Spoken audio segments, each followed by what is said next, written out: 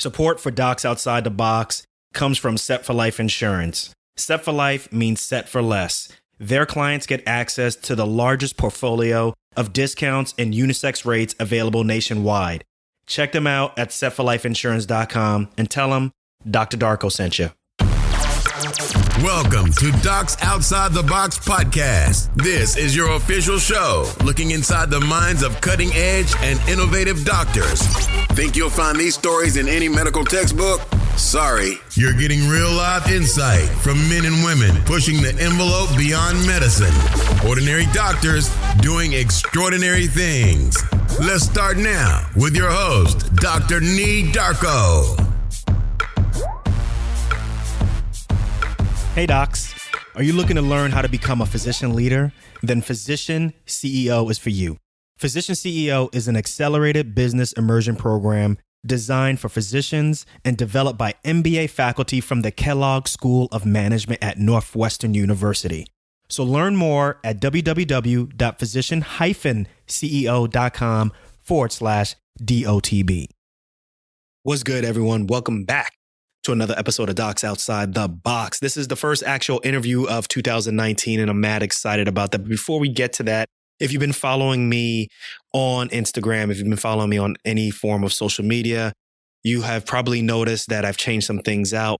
Whether you are on Facebook or what have you, I've changed the banners. I am just basically putting out a new logo, some new branding, some new colors, not only just for Docs Outside the Box, but also for me. And I am going all in. It's literally, I'm at the casino. I'm taking all my chips and I'm pushing them all into the center. And I am betting on what I can bring to Docs Outside the Box as my own personal brand, as well as continuing to still do the podcast. You know, I've learned a lot from all the different people that I've interviewed on the show. My major problem was I wasn't taking action. So I'm listening to all of these people, literally having this voice/audio learning laboratory, but not really taking any action just for so many different reasons. One of them being fear. So I finally said, to heck with that. Let's get it started. Let's go. Boom. I actually started doing branding literally in the middle of last year, but just haven't come out for obvious reasons. But now I don't feel like waiting anymore. I'm ready to do this. So that means no more resolutions. This is all about results. And that is actually my theme for the upcoming year. If you went on to Instagram, you saw that I had some new branding photos, as well as what my theme of the year is going to be. If you've been following the show for a while, you know that every year between me and my wife, we put out what our theme of the year is going to be. Last year, we put out our theme as the year of unity. We basically tried to do everything we could to help each other out in our respective businesses. And it was really successful. And we will have a podcast episode talking about that and how successful or where we failed at in that regards. Now, on to this episode. I'm really, really excited to talk to you about this next episode. My next guest is coming all the way from the UK. So just like we are upping the ante on branding, we are upping the ante on the guests. And he is making quite the name for himself for being a doc outside the box. Now, he is trained not only as a general practice doc, but also in emergency medicine. And what makes him a doc outside the box, what makes him really interesting, is that he's also an expert in culinary medicine. So as you know, that is a growing field where we are using basically food as medicine. His name is Dr. Rupy Aujla, and his aim is to become the leading voice in how nutrition can both heal as well as improve health.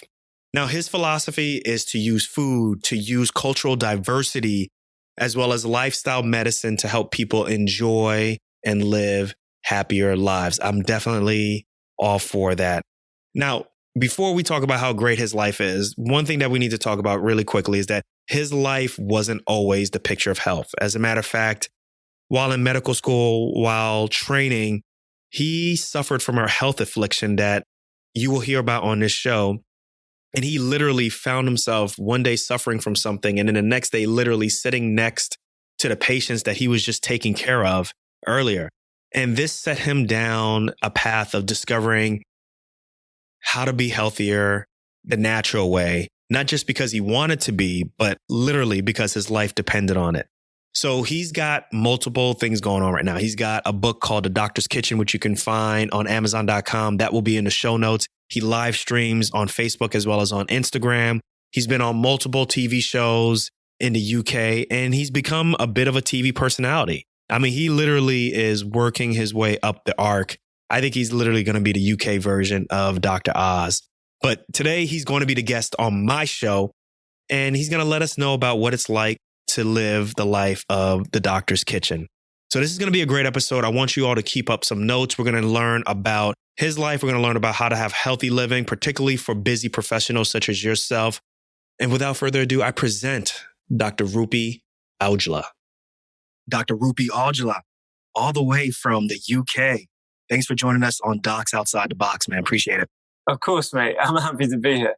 Yeah, man. I'm really excited to have you here. Obviously, with what you're doing with outside of the hospital is really amazing, particularly with culinary medicine, with lifestyle medicine is really phenomenal. But also at the same time, I mean, you're honestly like a TV personality. You're all over the webs and so forth. So just wanted to talk to you about this kind of life that you have.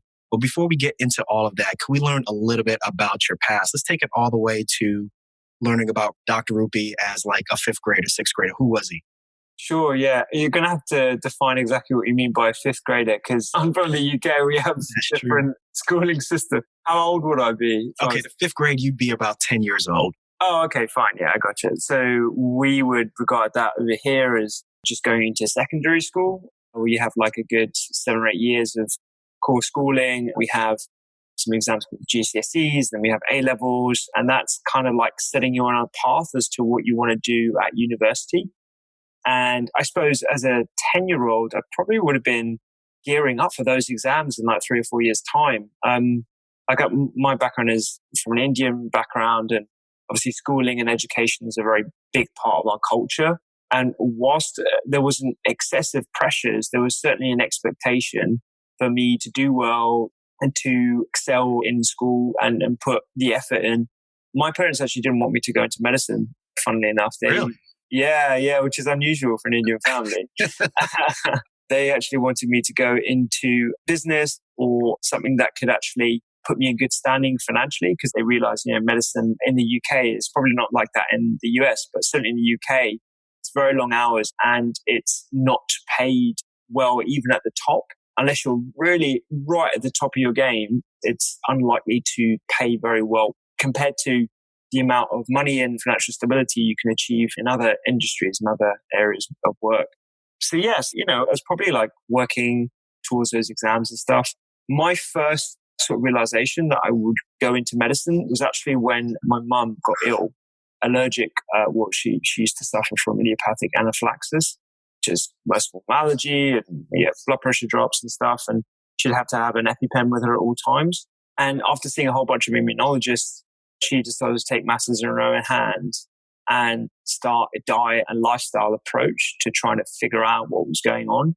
And I watched her as like a 11 or 12-year-old, I must have been at the time, come off all medications and really like surprised everyone around her. And that's kind of when, I realized I liked medicine. I liked, the whole purpose and the whole process of trying to figure out what was wrong with someone and making them feel better. Yeah. And that's kind of what inspired me to go to medicine in the first place, actually, very much against what my parents wanted from me initially. So then did that cause a lot of angst, or was there a lot of issues when you decided and told them that you were going to go into medicine, or did they just support you? They were very supportive. They knew that I'd made the decision and I was definitely going to, go for medicine and just see how it was. It's a 6-year degree. It was something I was super excited about. I worked hard. I got a place in medical school. These are things that they were always going to be proud of. But yeah, it was an interesting time around that period of my life, actually, going to medical school. You learn a lot about yourself when you move out of home and you start medical school. It was really good. So let's fast forward a little bit, because you actually learned even more about yourself internally, or I guess the equivalent of being a resident. Can you talk about that? And that kind of was like the genesis for you kind of heading down this path of healthy living. Let's hear it. Yeah. So we call the first 2 years after qualification from medical school, foundation years 1 and 2. And these are rotations where, for example, I was in respiratory medicine, I did urology, I did a bit of psychiatry. I rotated through a few different specialties before I chose a core training pathway. And it was in that first year I was working in a super busy hospital. Not that they're all busy. And I was like 3 months into the job, I wasn't overweight or anything. There was nothing particularly unhealthy about myself. I was 24 years old at the time, but I was super stressed, poor sleep, poor diet, just learning the ropes of what it's like to be a young doctor. And I started suffering from paroxysmal atrial fibrillation episodes.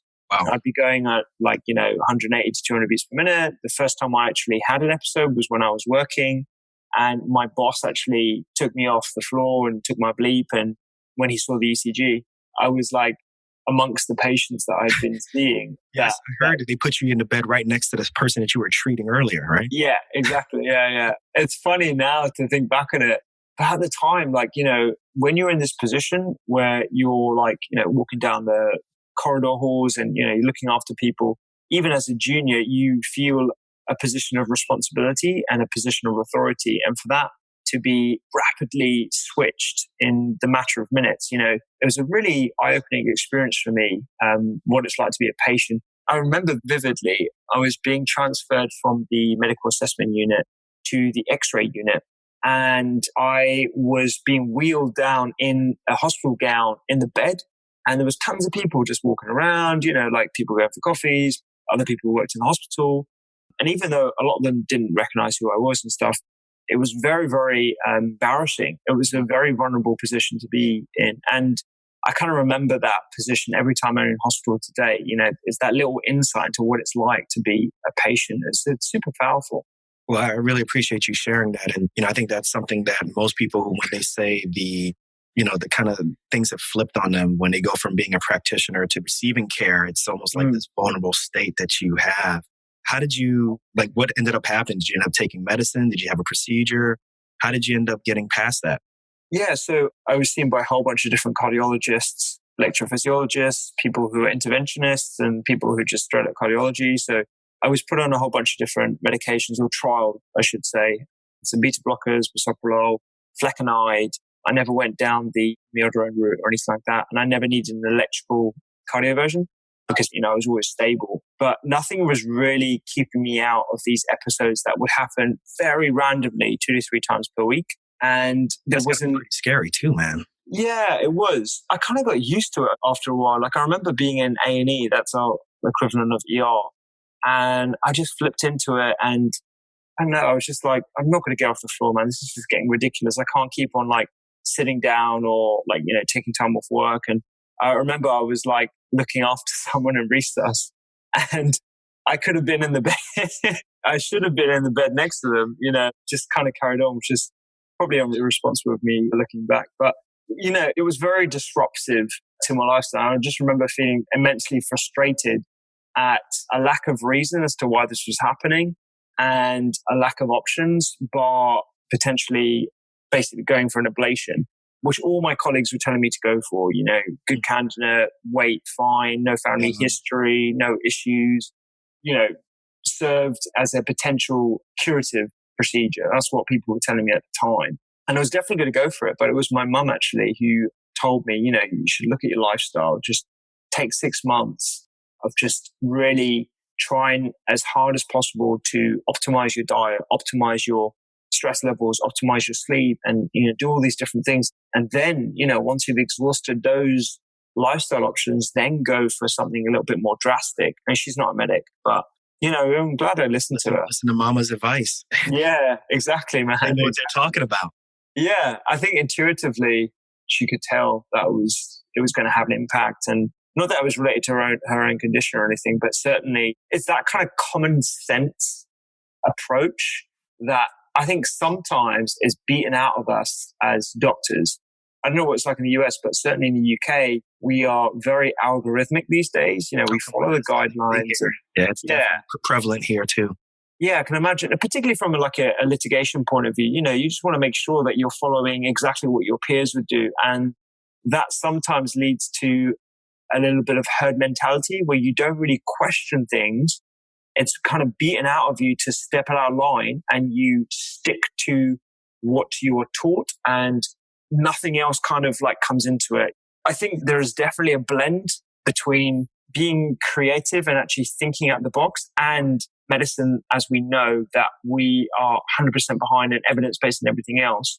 There is certainly a way in which we can combine the art of medicine as well as the science of medicine. And you're definitely bringing that together right now. I'm trying to. I'm trying to. My expression is through food these days. I've always been into food, even when I was at medical school. It was my mum. She features a lot in my life, obviously, but she's the one who taught me how to make a few recipes, just like 2 or 3 recipes before I went to medical school. And one was a lemongrass Thai curry. There's a couple other sort of like simple dishes now, but they were fairly complex in their flavor and certainly the way they appear. But the way she broke it down for me was super simple. And it's so simple that, I can teach loads of people to how to make the same thing. And, it was packed full of like different herbs and spices as well as vegetables and stuff. And that's kind of been my like meditation, my sort of like mental well-being throughout medical school and beyond now. So when did you decide, well, this is a 2-part question. When did you decide that this was your thing now? Like this is what you're good at? And how did you decide to say, okay, this is it. Like I'm going to take this to another level. Can you take us through that process? Yeah. So once I started doing my whole lifestyle thing, this is probably about 12 months after diagnosis, I was always monitoring like when I was going to AF episodes, how often, frequently, taking a real analytical approach. One day I remember thinking like, wow, I haven't had an episode for like 3 months, and that turned into 6 months, and then it turned to 12 months. And then, I haven't had an episode since. And it's crazy to think that. And this is no medications. And obviously you didn't do the procedure. No medications, wow. No procedure, just, I still see the cardiologist, still have my echoes, have my cardiac MRIs, I have my blood work and stuff. My blood work was completely fine. This whole journey for me has been trying to retrospectively figure out how on earth this was able to happen. It doesn't make sense that there isn't, a randomized controlled trial looking at someone of my age group introducing diet and lifestyle features and seeing what happens to their electrophysiology. There's nothing to test that, but it's likely that I put myself in the best environment as possible, optimize my sleep, optimize my stress levels, introducing dark green leafy vegetables, probably correcting some nutritional deficiencies that weren't picked up on regular bloods, improving the functioning of my microbiota, the population of gut microbes in our large intestine. And they're responsible for a whole bunch of things, blood sugar regulation, inflammation, neurotransmitter release, and that has an impact on your stress and your perceived stress. And, everything is just super interconnected as I'm learning. And so I started, reading the journals and doing a deep dive into nutrition research. And by virtue of that, when I was in clinic and I started training as a general practitioner, which is family medicine, I suppose, in the US, I just started having more open, honest conversations with my patients and writing down recipes for them and talking to them about, the impact of weight optimization, but taking a real food approach rather than just measuring their weight and saying that, they have to lose 5 kilos or however much that is in pounds. I'd be talking to them about what are they eating? What are you having for breakfast? Where are the refined carbohydrates coming from? Can we replace those with something else? What do you like to eat? And I just remember just very granular with it then. Yeah. And by virtue of that, my clinic times would be way over, I'd be running late all the time. Okay. And B, I realized there was something missing from medicine as a whole. I got this reputation in my clinic as being the doctor that would talk to them about diet. And then I just thought, I need to create some sort of blog or website or YouTube account where I can instructionally tell people about how to cook simple things, as well as the research behind that and why I'm actually saying, you need to introduce more broccoli or dark green leafy vegetables into your diet. It's beyond just weight optimization. There's a huge wealth of nutritional science behind what we consume on a daily basis, and food really is medicine. And that's when the idea of the Doctor's Kitchen was born, and the light went on. Yeah. But that was 7 or 8 years ago now. And I never actually mustered the confidence to get behind a camera until... What? Yeah. Dr. Aujla, you're a natural, you're on BBC, you're on... Really? Yeah. It was about 3.5 years ago now that I actually gained the confidence to get behind a camera and actually start something that I had the idea for 8 years ago. For me, back in 2011, talking about food and medicine was very unusual. Instagram wasn't out then. Facebook had only just started kicking off in the UK, at least amongst the general population. Social media and the number of doctors talking about lifestyle medicine was very, very small. So back then, I probably would have been perceived as pretty controversial despite the evidence base that I was presenting. And now it seems kind of like, everyone kind of knows about it. But back then, I don't know, it may have been the perfect time, but I'm kind of glad I started it when I did, because I started it with real confidence. I spoke to a lot of my colleagues about it, both senior and junior, and they were always super enthusiastic about what I was planning on doing. But I didn't hit play until 2015. Wow. And then obviously you hit play, you started recording your YouTube videos, you had your website, and it kind of took off, didn't it? Yeah. I was actually working in emergency medicine in Australia back then. That's my favorite city, by the way. Oh, it's amazing. Where about did you used to live there, or you visited? Me and my wife went there for our wedding honeymoon. And nice. Did Australia, New Zealand, and Bali. But out of all the cities, Sydney by far was my favorite. Oh man, I miss that place. Like, I can't wait to go back actually, probably start next year. But I've got such fond memories, and I've got tons of friends there as well. They all live in a place called Manly, which is like Northern Beaches. And I used to work in a hospital both in Manly and further up the coast in a place called Monavale.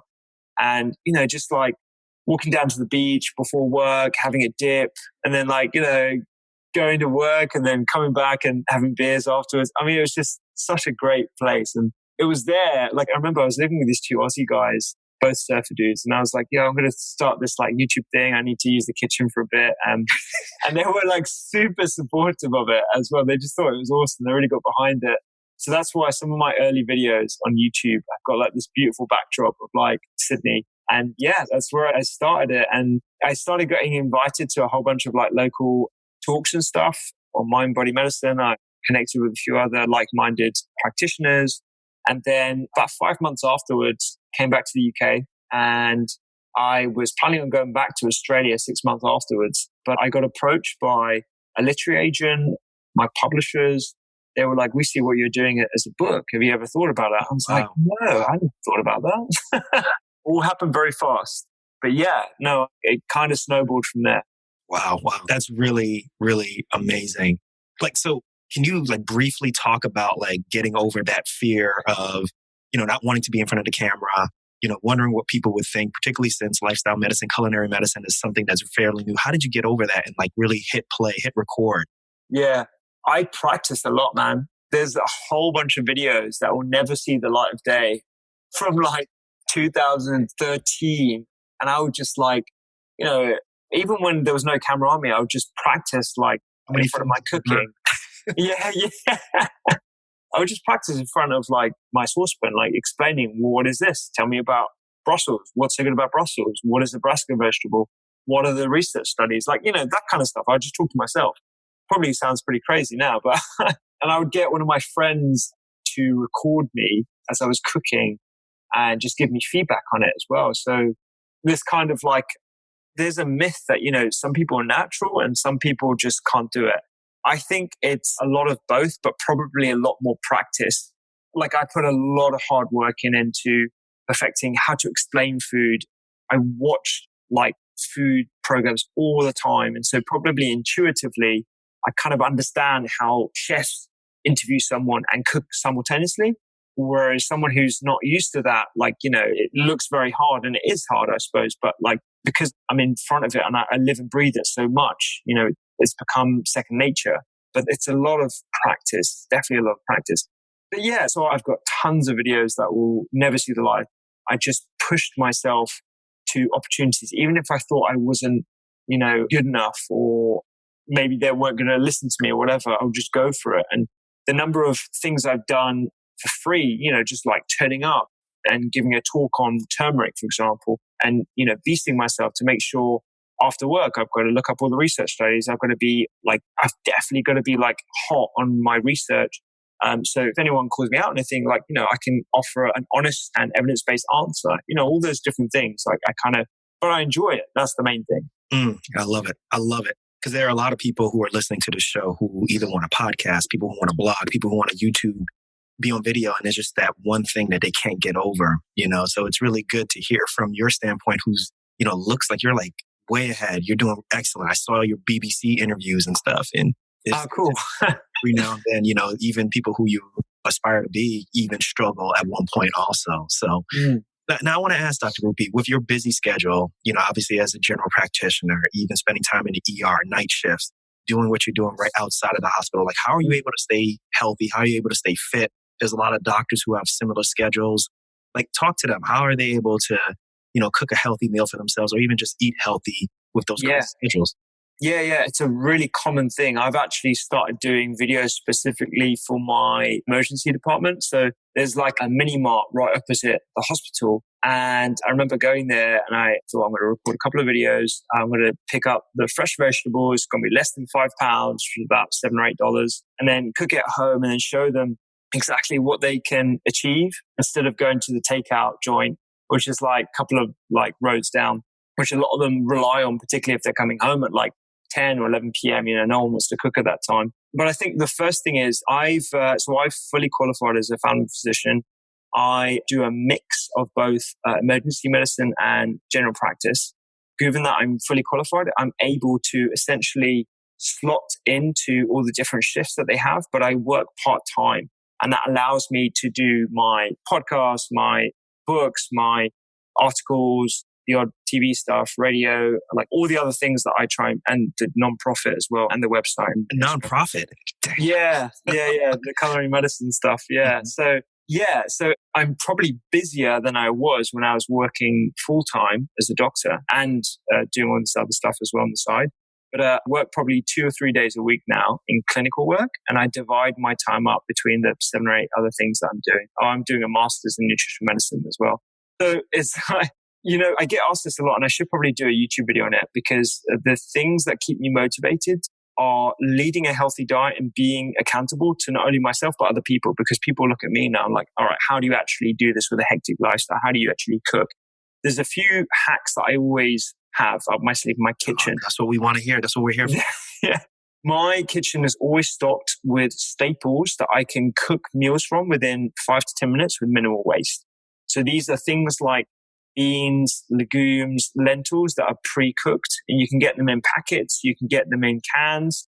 And, we don't need to be snobby about these sorts of foods. They are absolute lifesavers when you're working in shift work, and they offer good sources of plant-based protein and fiber, really, really good sources. So black beans, chickpeas, peas. The other thing I always have in my fridge, or my freezer rather, are frozen vegetables, frozen peas, frozen chopped carrots, frozen sweet corn. The nutritional value of those are preserved when you actually freeze them from the fields. And this is how they're actually preserved. And a lot of people, they feel that they always have to go for the fresh veg. And then if you stock your fridge and you don't use it, they go off. So these are lifesavers, man. When you're working 12-hour shifts and you come home, the easiest thing for you might be a pizza, or is actually if you spend 5 to 10 minutes in the kitchen, you use your frozen veg, you use your staples, then you're good to go. The other thing is good quality dry goods. So most people have the refined white pastas, the refined white rice and stuff. If you just make those swaps to the whole grain stuff, and there's actually some really interesting bean-based pastas these days. So they're made out of edamame or mung beans and stuff like that, with nothing else apart from water and beans. And they are absolutely fantastic. The taste is great. They add a lot more protein and fiber to your meals. They're very satiating as well. So I always have those. I think that when you've got those 3 plus a really good spice cabinet, you can be very experimental with just a few things, and it can add a lot of nutrient density to your daily diet. Another thing that I'm doing with the new book that's coming out in April, 1 Pan Breakfast. This is the Doctor's Kitchen, Eat to Beat Illness, correct? Yes. Yeah, that is. Illness, coming out April 2019. Yeah. And it's actually going to be in America, and there's going to be an American version, I believe, in May.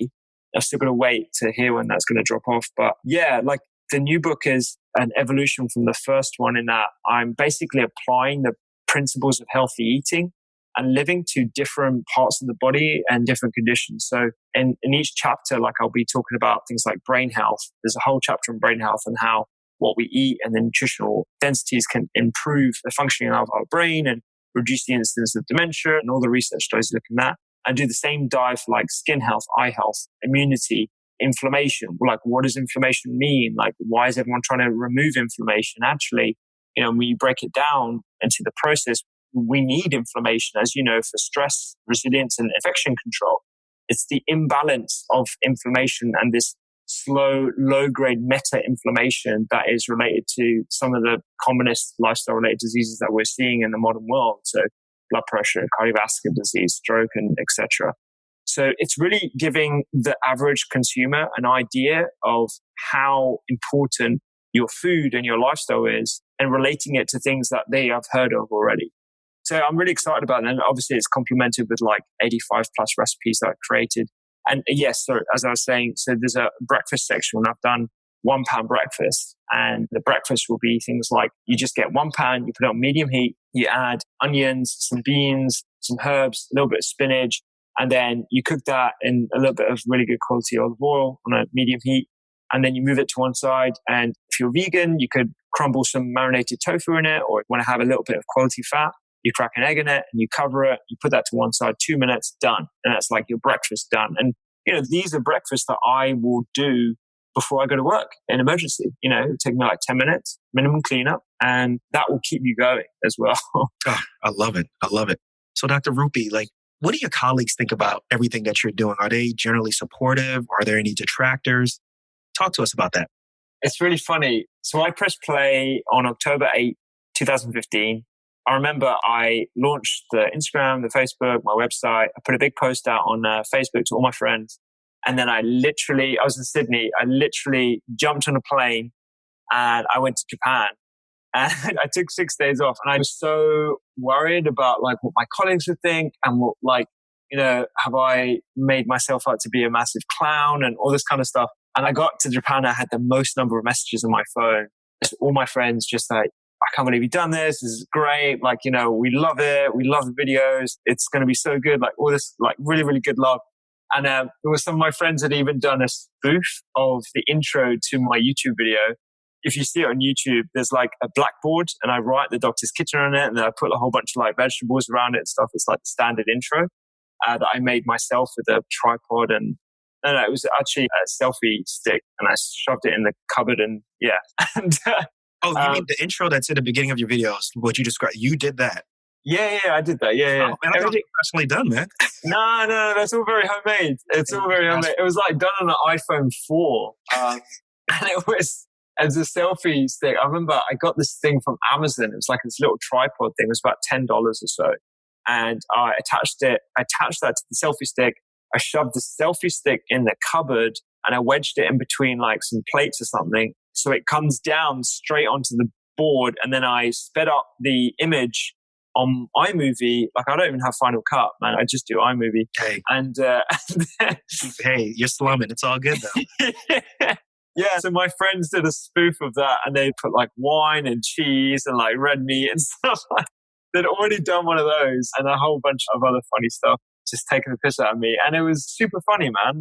I loved it. It was great. It was really, really good to get the positive response from not only my most immediate colleagues, but my senior colleagues as well. Some of my bosses in A&E were just we love this. This is awesome. You should definitely do it. I'm interested in this stuff. We don't get taught nutrition at medical school. We don't know enough about it. So, you're doing a really good thing and, just keep true to your mission. And the mission's been the same now for ages. It's helping people live healthier, happier lives using food and lifestyle medicine. And that's it. That's everything that I want to do going forward with the Doctor's Kitchen. I love it. I love that. Now, look, you just mentioned a nonprofit. Obviously, you Facebook, Instagram, everything on social media. You're on the BBC, man. Yeah. Everything that you got, you already have a book out. You have another one coming out next year. You're balancing a lot of different things. Where do you see the Doctor's Kitchen? Where do you see you, Dr. Rupy? Where do you see all of this going in the next 3 to 5 years? It's something I'm actually trying to figure out day by day. I never really intended for it to be, a book and stuff. I just thought it would just be a kooky little account where I can direct some of my patients to if they need a little bit of help with food or they need a little bit of inspiration or motivation. It was never really to go for a book and try and put myself in a position where I can potentially influence the next generation of doctors and health professionals to appreciate food and its utility in clinical medicine. So the first thing is the nonprofit that I started about a year ago now called Culinary Medicine UK. And essentially, it's based on the content that you guys in the US have already been doing for about 6 or 7 years now. So down in Tulane, in New Orleans, they have a medical school, and they started their culinary medicine program where they teach their medical students how to cook as well as the foundation of nutrition. They get them to watch some lectures. They get them in the kitchen alongside culinary students and dietetic students. They teach them recipes, and they have a discussion about how they can apply this to their hospital work and all this kind of stuff. Amazing work, amazing work. There's a guy, Dr. Tim Harlan, who's a board certified internist. And I reached out to him about a year and a half, 2 years ago now. And I was like, hey, I love what you're doing in the US. We need that here in the UK. Like, let's try and work something out. And so he essentially allowed me to use the materials they have for a fee. They only work with universities. So me coming as an individual was very unusual for them. And I got the materials updated for a UK audience. So they refer to UK guidelines, which is a huge amount of work. And I got it accredited with our Royal College of General Practitioners. And we set up a nonprofit. I got a few other volunteers who are a mixture of dietitians and doctors and people who just love like kind of what I do on social media and stuff. So I just reached out to my following and was like, look, I need help with this. Who wants to come and join me?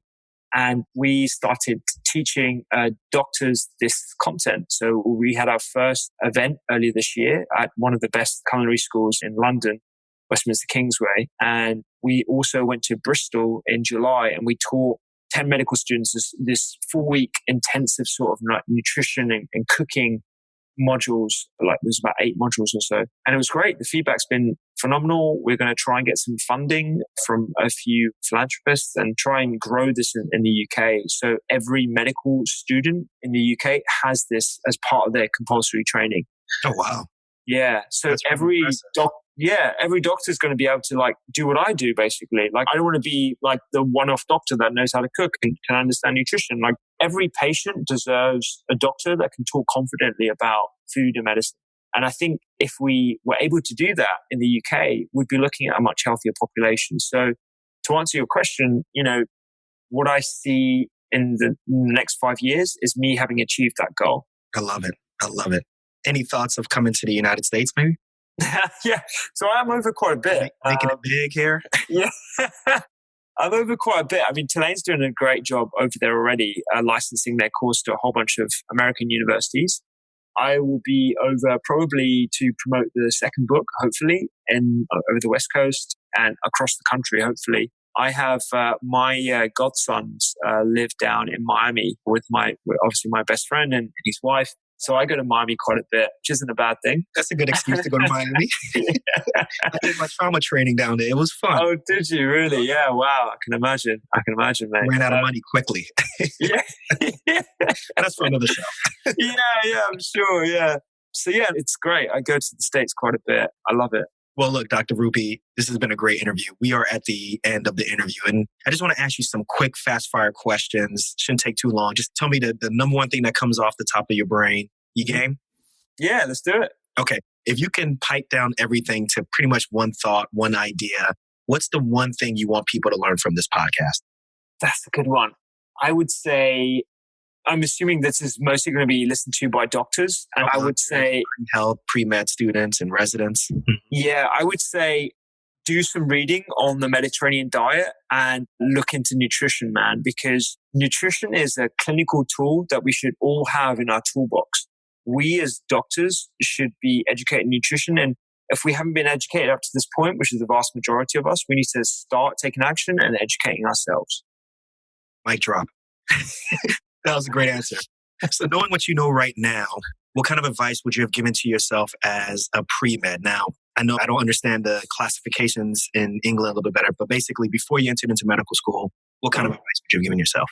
I would say definitely pick up some nutrition journals and read the Leonhardt study, the ProMed study, and EPIC studies. The EPIC's the UK one, because there's some pretty awesome stuff to glean from the nutrition information there. And that will start you on a journey that will perpetuate itself going forward, and it'll always stick with you in the back of your head. What's a personal habit that has helped you to be either more successful or just a doc outside the box? I would say gratitude for sure, man. I I love it. Absolutely right about that one.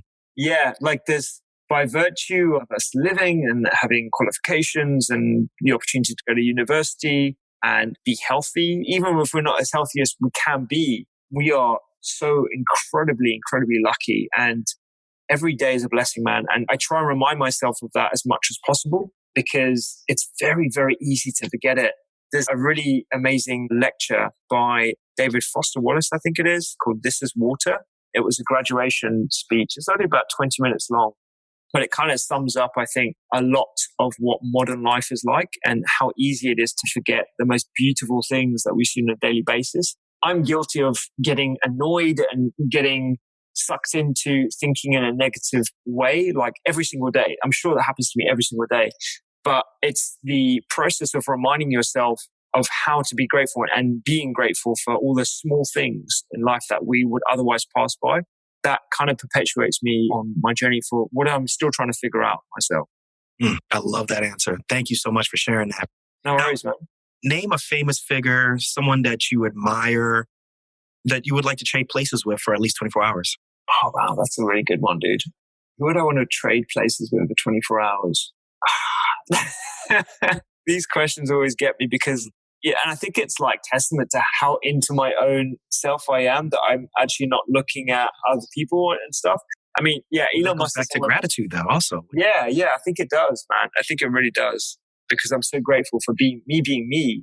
I would never want to trade places with anyone. I would want to just better myself as much as possible with the byproduct of bettering people around me as well. I mean, out of interest, I think it would be amazing to find out like what being in the head of someone like Gary Vee would be like.